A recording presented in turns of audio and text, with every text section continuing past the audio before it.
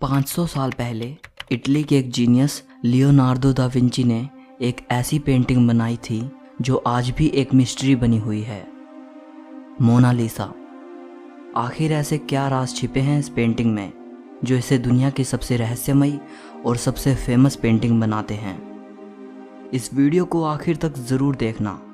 आप मोनालिसा के बारे में 23 ऐसी बातें जानोगे जो वाकई आपको हैरानी में डाल देंगी। नंबर 23। 23 जून 1852 को ल्यूक मास्पेरो नाम के एक यंग फ्रेंच आर्टिस्ट ने पेरिस के एक होटल की चौथी मंजिल से कूदकर अपनी जान दे दी। वो मोनालिसा की रहस्यमयी मुस्कान के लिए पागल था, उसकी सुंदरता पर मोहित था। उसने एक सुसाइड नोट भी छोड़ा जिसमें उसने मोनालिसा के लिए अपने प्यार और सालों के इंतज़ार की बात की थी। नंबर 22।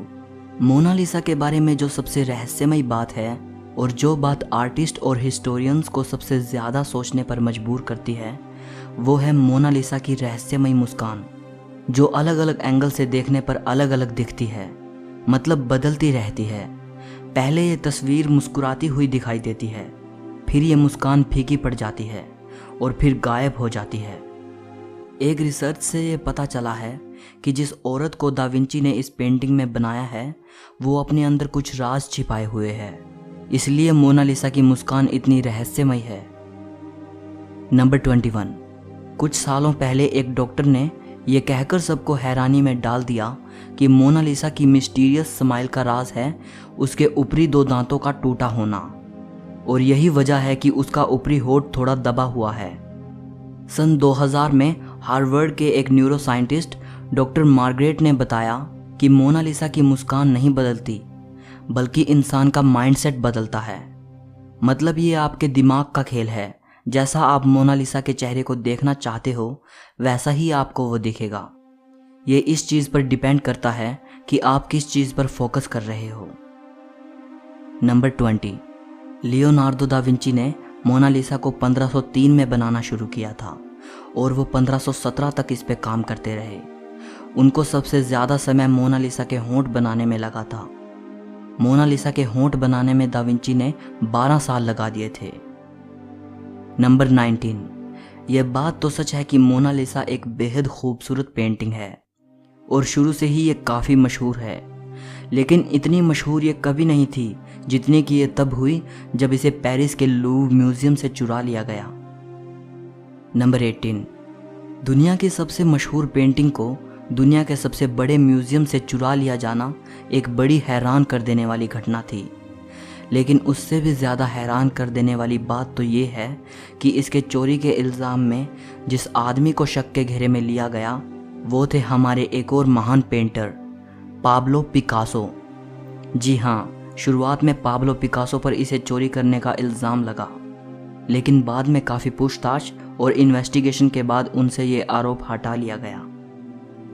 नंबर 17। वो कौन इंसान था जिसने मोनालिसा को चुराया था? 1911 में 21 अगस्त के दिन इसे चुराया गया, लेकिन उस दिन इस चोरी की तरफ किसी ने ध्यान नहीं दिया और इसे अगले दिन नोटिस किया गया। लूव्र म्यूजियम को इन्वेस्टिगेशन के लिए 1 हफ्ते के लिए बंद कर दिया गया, इस कन्फ्यूजन की वजह से कि शायद पेंटिंग को म्यूजियम में ही कहीं और रख दिया गया होगा। बाद में पता चला कि मोनालिसा को लूव्र म्यूजियम के ही एक वर्कर विंसेंजो पुरुगिया ने चुराया था।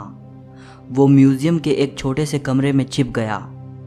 म्यूजियम के बंद होने के बाद वो पेंटिंग को कोट में छिपाकर फरार हो गया। नंबर 16। विंसेंजो इटली का एक देशभक्त नागरिक था। उसका ये विश्वास था कि लियोनार्दो की ये पेंटिंग उनके देश में वापस आनी चाहिए और इसे इटली के म्यूजियम में दिखाया जाना चाहिए। 2 साल बाद विंसेंजो को तब पकड़ लिया गया जब वो मोनालिसा को लेकर इटली के फ्लोरेंस शहर के आर्ट म्यूजियम के डायरेक्टर को इसे बेचने जा रहा था। 2 हफ्तों तक मोनालिसा को इटली के उसी म्यूजियम में रखने के बाद 4 जनवरी 1914 को वापस से पेरिस के म्यूजियम में लाया गया। विंसेंजो को उसके क्राइम के लिए 6 महीने की जेल हुई, लेकिन इटली ने उसकी देशभक्ति के लिए उसका स्वागत किया। नंबर 15। मोनालिसा की एक जुड़वा पेंटिंग भी मौजूद है जो बिल्कुल लियोनार्दो दा विंची की मोनालिसा जैसी ही दिखती है। कहा जाता है कि दूसरी पेंटिंग को दा विंची के टाइम में ही उनके एक स्टूडेंट फ्रांसिस्को मेल्जी ने बनाया था। ये दूसरी पेंटिंग स्पेन की राजधानी मैड्रिड के प्रादो म्यूजियम में रखी है। नंबर 14। आज तक ये बात रहस्य है कि मोनालिसा कौन थी, मतलब दा विंची ने ये किसकी तस्वीर बनाई थी, ये कौन औरत थी। ज़्यादातर स्कॉलर्स का ये मानना है कि इस पेंटिंग में जो तस्वीर है वो लीसा घिरार्दिनी की है, जो कि फ्लोरेंस की एक इटालियन औरत थी। लेकिन एक थियोरी ये भी कहती है कि मोनालिसा लियोनार्दो दा विंची की खुद की तस्वीर है, मतलब उन्होंने इस पेंटिंग में खुद को एक औरत के रूप में बनाया था। नंबर 13। इस खूबसूरत पेंटिंग को नुकसान पहुंचाने की कई कोशिशें हो चुकी हैं। 1956 में एक बोलीवियन टूरिस्ट ने मोनालिसा पर एक पत्थर फेंका था, जिसकी वजह से मोनालिसा की बाएं हाथ की कोहनी के पास एक छोटा सा निशान आ गया था। बाद में इसे रिस्टोर कर दिया गया, लेकिन निशान अब भी हल्का दिखता है। इससे पहले एक व्यक्ति ने इस पेंटिंग पर एसिड फेंका था। इसके बाद मोनालिसा की सिक्योरिटी को देखते हुए इसे बुलेट प्रूफ ग्लास के अंदर रखा गया, लेकिन इसके बाद भी एक लेडी ने मोनालिसा पर रेड पेंट से स्प्रे करने की कोशिश की थी, और 2009 में एक रशियन लेडी ने इसकी तरफ सिरेमिक टीकप फेंका, पर पेंटिंग दोनों ही केस में सुरक्षित रही।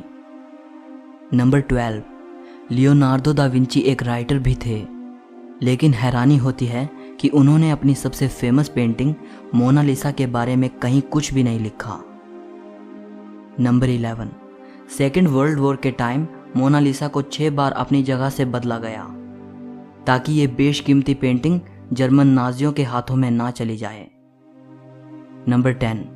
लियोनार्दो के ही एक स्टूडेंट ने 1514 से 1516 के बीच मोनालिसा का एक न्यूड वर्जन भी बनाया था, जिसे मोना वेना कहा जाता है। इसके हाथ और बॉडी की पोजीशन बिल्कुल लियोनार्दो की मोनालिसा जैसी ही है। कहा यह भी जाता है कि शायद इसे भी लियोनार्दो दा विंची ने ही बनाया हो। ये पेंटिंग पेरिस के कोंडे म्यूजियम में रखी है। नंबर 9। लियोनार्दो ने मोनालिसा को पेंट करने में 30 से भी ज़्यादा लेयर्स का इस्तेमाल किया था, और उनमें से कुछ लेयर्स तो एक इंसानी बाल से भी बारीक थी। नंबर 8। मोनालिसा दुनिया की मोस्ट वैल्यूएबल पेंटिंग है। गिनीज वर्ल्ड रिकॉर्ड के अनुसार मोनालिसा हिस्ट्री की हाईएस्ट वैल्यूएशन वाली पेंटिंग है। 1962 में इसकी कीमत $100 मिलियन आंकी गई थी। 2019 में ये $700 मिलियन के आसपास है, लेकिन फ्रेंच हेरिटेज लॉ के अकॉर्डिंग इसे बेचा और ख़रीदा नहीं जा सकता, क्योंकि ये पब्लिक के लिए है। नंबर 7। 1519 में दा विंची की मृत्यु के बाद मोनालिसा फ्रांस के राजाओं के प्राइवेट कलेक्शन का हिस्सा बन गई। फ्रेंच रिवॉल्यूशन के बाद मोनालिसा को पेरिस के लूव म्यूजियम में रख दिया गया। ये पेंटिंग नेपोलियन को इतनी पसंद आई थी कि कुछ समय के लिए उन्होंने इसे अपने बेडरूम में लगवा दिया था। नंबर 6। जितना आपको लगता है ये पेंटिंग उससे काफ़ी छोटे साइज़ की है। इसका साइज़ 30 बाई 21 इंचेस है और इसका वज़न 8 किलोग्राम है। दा विंची ने इसे पेपर और कैनवस पर नहीं बनाया था, बल्कि पॉपुलर की लकड़ी के पैनल पर ऑयल पेंट से बनाया था, और इतनी खूबसूरती से बनाया था कि इस पर ब्रश के निशान देखना बेहद मुश्किल है। दा विंची के टाइम में कैनवस और पेपर मौजूद थे, लेकिन उस वक्त के पेंटर ये सोचते थे कि छोटी पेंटिंग के लिए लकड़ी का यूज़ करना ही सही रहेगा। नंबर 5।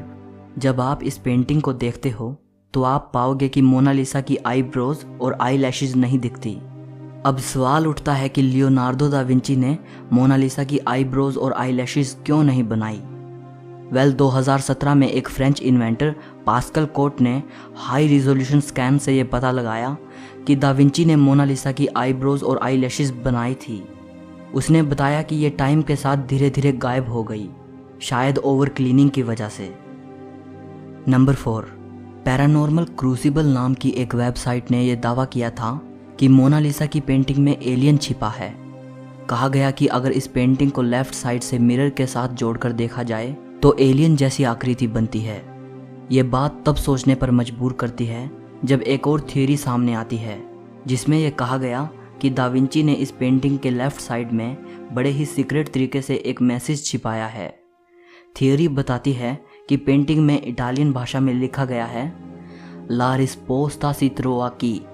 इसका मतलब है द आंसर इज हेयर, यानी उत्तर यहाँ है। हालांकि इस थियोरी में कितनी सच्चाई है इसकी कोई पुष्टि नहीं की जा सकी और ना ही मैं इसके सच होने का कोई दावा करता हूँ। नंबर 3, मोनालिसा के फैन दुनिया भर में हैं। इस पेंटिंग पर बहुत सी पोएम्स भी लिखी जा चुकी हैं और सॉन्ग्स बन चुके हैं। जब से इसे पेरिस के लूव्र म्यूजियम में रखा गया है तब से इसे वहाँ लव लेटर्स मिलते हैं, चाहने वालों की तरफ से फ्लावर्स मिलते हैं। नंबर 2, मोनालिसा को इंग्लिश में मोनालिसा लिखा जाता है, लेकिन इसकी सही स्पेलिंग ये है। कोई इसे मोनालिसा कहता है तो कोई मोनालिसा कहता है, लेकिन इटालियन में इसकी करेक्ट प्रोनाउंसिएशन है मोनालिसा। इसका मतलब होता है माई लेडी। नंबर 1, दोस्तों अगर आप पेरिस के लूव्र म्यूजियम में जाते हो तो मोनालिसा के रूम में जाने के बाद जहां मोनालिसा रखी है उसके बिल्कुल ऑपोजिट डायरेक्शन में आपको एक बहुत बड़ी पेंटिंग मिलेगी जो कि मोनालिसा से कई गुना बड़ी है। इसका नाम है द वेडिंग फीस्ट एट कैना। इसे इटली के ही एक पेंटर पाओलो वेरोनेसे ने 1563 में बनाया था। दोस्तों ये पेंटिंग इतनी खूबसूरत है कि इसकी तारीफ के लिए शब्द कम पड़ जाएंगे, लेकिन क्योंकि ये पेंटिंग इतनी फेमस नहीं है इसलिए लोग इसे देखने में ज़्यादा इंटरेस्टेड नहीं हैं। यही वजह है कि मोनालिसा के सामने तो आपको बहुत भीड़ नज़र आएगी, लेकिन इसे देखने के लिए बहुत कम लोग खड़े मिलेंगे। दोस्तों अगर हम सच्चे आर्ट लवर हैं तो हमारे पास वो आंखें होनी चाहिए जो एक आर्टिस्ट की कला को परख सकें। जस्ट किसी एक ही चीज़ को सिर्फ इसलिए वैल्यू देना कि वो बहुत फेमस है या उसको बनाने वाला कोई बड़ा इंसान था, और दूसरे के काम को सिर्फ इसलिए भूल जाना क्योंकि वो ज़्यादा फेमस नहीं है या उसे बनाने वाला कोई महान इंसान नहीं था, ये तो सही नहीं है ना। देखो मैं ये नहीं कह रहा कि मोनालिसा बहुत अच्छी पेंटिंग नहीं है और उससे भी अच्छी अच्छी पेंटिंग्स मौजूद हैं, नहीं। बेशक मोनालिसा दुनिया की सबसे खूबसूरत आर्ट वर्क में से एक है, लेकिन साथ साथ हमें दूसरे के काम को भी तो सराहना चाहिए ना। हो सकता है कि उसकी बनाई गई चीज़ भी उतनी ही अच्छी हो सकता है उस आर्टिस्ट ने भी बहुत मेहनत की हो और हम उसकी तरफ बिल्कुल ध्यान नहीं दे रहे।